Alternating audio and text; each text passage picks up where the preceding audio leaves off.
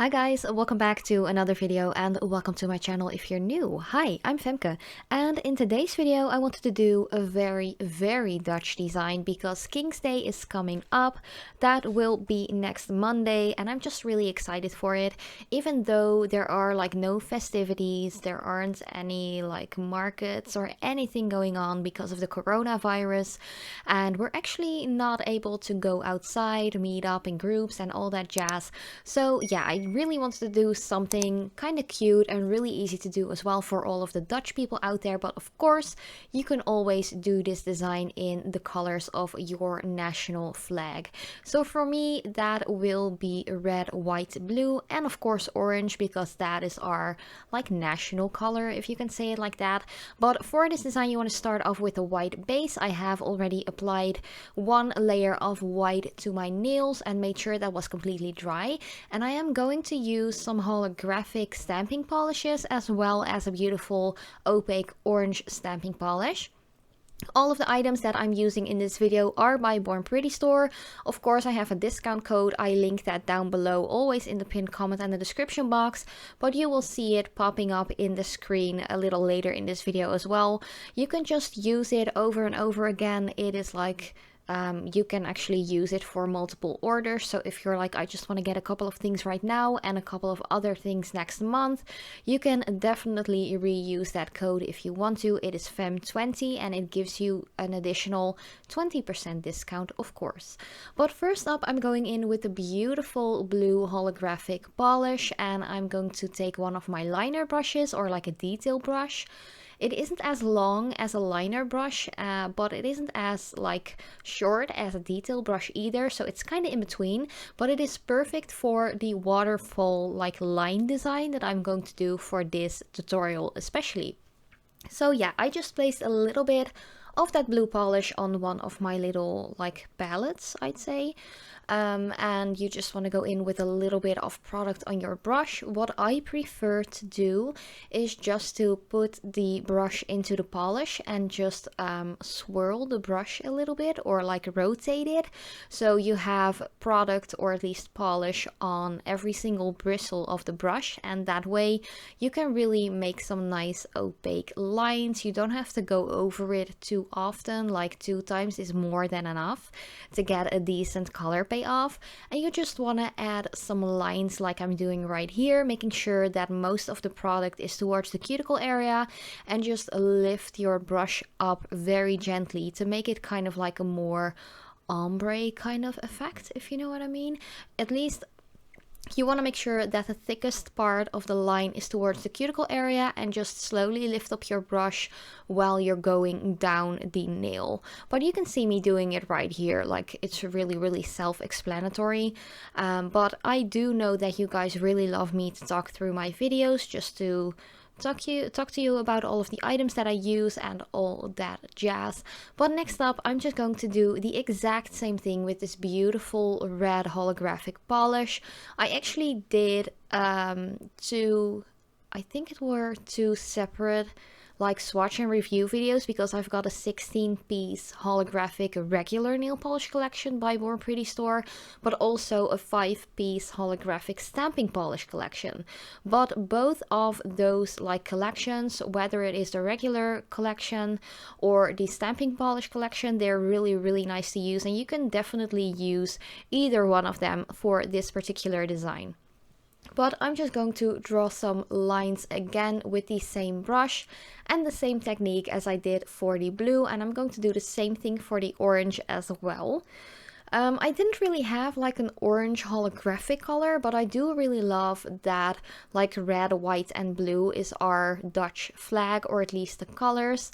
And I really love that the red and the blue are holographic, and of course the white base represents the white of our flag already, but adding a white base definitely helps to make the colors pop. And yeah, you can just add as much or as little like waterfall lines to get this effect. I have actually done a similar design like this. I think it's like 8 years ago or something, but I actually did it on more of like a beigey nude kind of base color, which was really pretty as well. But I think I did make like a blog post about it way back then. So I actually don't have any footage of that other than a photo. So if you're really curious about it, maybe you can still find it at my blog. The link is always in the description box down below if you're curious about that. But yeah, it is a design that I have done before, but this is my first time actually recording it as a video, so I really hope you guys like it. But then to finish it off, or as far as the nail polish colors go, I wanted to go in with this beautiful orange stamping polish. It is super opaque, but that was actually exactly what I wanted for this, because I am going to add a top coat as well, and the top coat made it drag a little bit more across the nail, which made it the perfect like waterfall effect. But yeah, I just really wanted to like share that little tip with you guys. Like sometimes it's a bad thing if you are dragging your polishes, especially if you have a stamp design. You definitely don't want to drag that across the nail, but for this orange tone it actually made the whole look super special and unique, and just I really liked it. But you will see that in a little bit once I've added the top coat, and you could have seen it in the intro like little clip as well, that the orange has dragged a little bit further, and I just really love that effect. But yeah, once again, you just want to put your lines across your nail, like in the length of the nail, of course. You could also definitely do this like starting from one of the side of the nails, but then again you have to add a lot more lines, but shorter lines, if you know what I mean. Especially if you have kind of like narrow nails like I do, it is usually like the easiest just to start around the cuticle area or on the tip of the nail, just to make the work like less hard and less time consuming. But yeah, one tip I also really wanted to share with you guys is just to place a couple of the colors first, just like I did here, and then you can just fill in any bare spots if you feel like it. You don't have to put color all around the cuticle area. You can just leave some bare spaces as well, especially if your base color, like the white is here, is part of your national flag. This is actually quite cute to do for like the 4th of July as well, if you're from the States. Of course, skip the orange then, but yeah, I think it's really like a design that you can do with every single color for every single country. And I do think that a lot of countries also have like national days, just like the 4th of July or King's Day here. So yeah, you can just definitely switch up the colors if you feel like it. But I just wanted to add a little bit extra. I was already pretty happy with how the waterfall like effect came out, or design, but I had some really cute like neon stars. So I just decided to add some blue and orange stars. I actually didn't have any red ones, but before going in with those, I just added my top coat first, and here you can see especially the orange color got dragged quite a bit, but I actually really like the effect that it gave. Sometimes, like usually, I wouldn't like that at all. I just want my polishes to stay in place. But for this design, as I mentioned a little earlier, I really love the outcome of it, and it made it look a little bit more like tie-dye-ish or something like that. I don't know, it just gave a really cool effect. And this is just a regular top coat. I think it was just a thin kind of watery substance kind of top coat, and it did dry pretty quickly as well. So just place your like little stars in there if you're going to do that, of course, as soon as possible. Just make sure that the top coat isn't that dry yet, because you definitely want to place all of your like little gems and embellishments in a wet layer of top coat, and then just let it dry.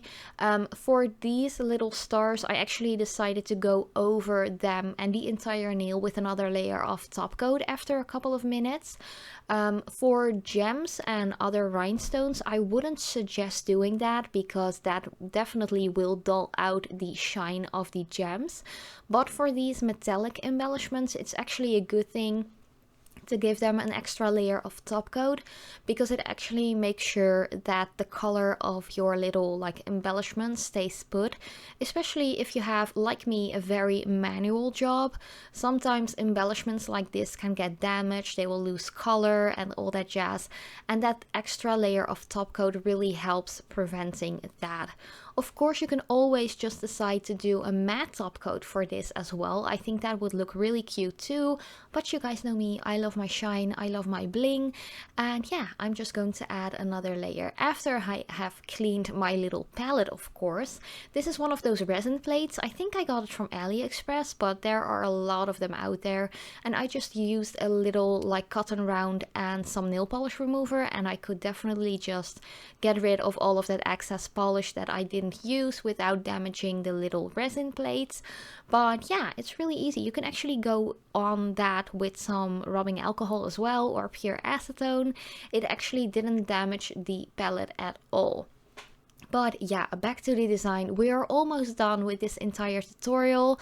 I'm just adding my last layer of top coat here, making sure that I clean up the cuticles afterwards as well, because you don't want any flooding or anything like that. You can just use your fingernail for that if the polish is still wet, but you can also go in with a little brush and some nail polish remover, or maybe even an orange wood stick with some remover on it. It's really easy. But yeah, this was already the entire King's Day 2020 design. Even though we're not really celebrating, I do really want to like wish you Dutchies all a very happy King's Day next Monday, and I really hope you enjoy it nonetheless. I actually have a day off of work, so that is pretty cool. But thank you guys so much for watching, and I hope to see you in my next video.